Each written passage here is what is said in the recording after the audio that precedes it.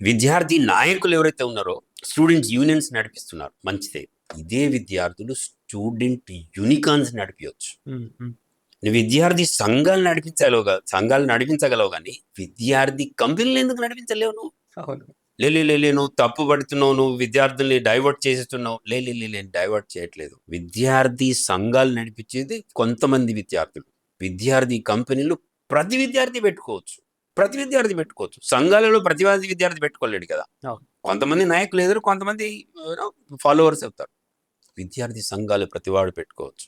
ఈరోజు ఆలోచించాల్సింది ఏమిటంటే, ఉన్నటువంటి కొత్త టెక్నాలజీలో స్టూడెంట్ యూనియన్స్ నుంచి స్టూడెంట్ యూనికాన్స్ ఎలా తీయాలి, నాలెడ్జ్ నుంచి వాల్యూ ఎలా తీయాలి, ఇన్ఫర్మేషన్ ఇమ్మీడియట్గా ఇంప్లిమెంట్ చేసేసి ఇంటరాక్షన్ తోటి ఇన్నోవేటివ్గా ఇన్కమ్ ఎలా తీయాలి. మళ్ళీ రిపీట్ చేస్తాను మీకు.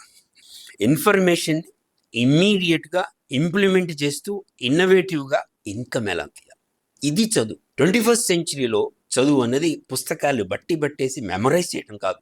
ఈరోజు చదువు ఏమిటి అంటే ఇన్ఫర్మేషన్ అప్లికేషన్ అనేది ఇంపార్టెంట్.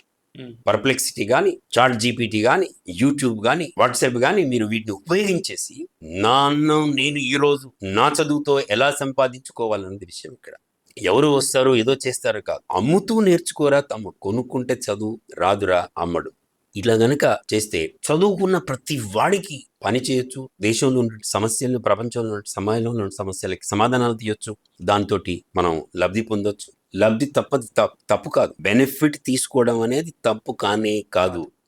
ముఖ్యంగా మనకు కావాల్సింది అంటే మన యువకులు 20 నుంచి 30 సంవత్సరాల యువకులు, 15 నుంచి 30 సంవత్సరాల యువకులు పనిలో నిమగ్నమై పని ద్వారా నేర్చుకుంటే పనికి వచ్చే వాళ్ళు అవుతారు.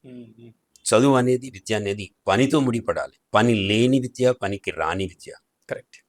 ఆదాయం లేని విద్య అధమ విద్య, ఉపయోగం లేని విద్య.